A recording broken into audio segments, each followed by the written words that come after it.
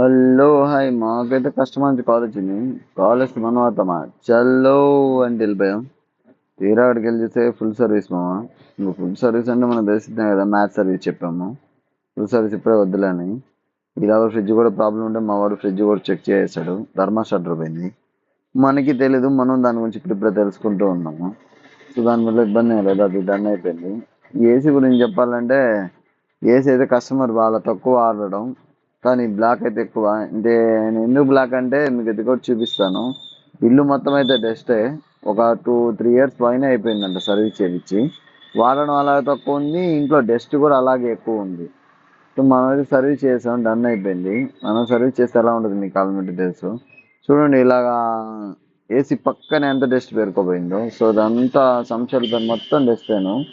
So finishing అయితే ఇలా వచ్చింది. మనం చేశాక మనకి ఎవరు పేరు పెట్టినా మనకి అసలు సెట్ కాదు కదా. అది దీన్ని సర్వీస్ చేసే కొద్ది మట్టి అయితే వస్తానండి. కస్టమర్ కూడా చూపించాం, మీకు కూడా చూపించాం. చూడండి బయటలో మొత్తం ఇంత వచ్చింది, బ్యాక్ సైడ్ కూడా వచ్చింది. నేను బ్యాక్ సైడ్ ఎప్పుడు చూపించాను, చూడండి బ్యాక్ సైడ్ ఎంత వచ్చిందో. సో మీ ఏసీని కూడా మీరు వాడకపోతే కండిషన్లో పెట్టుకోండి, అలా వాడకుండా పక్కనైతే పెట్టద్దు. అలా పెట్టినప్పుడు ఒక్కసారిగా మనీ మీకే ఎక్కువ లాస్ అవుతుంది. Okay, take care, bye bye.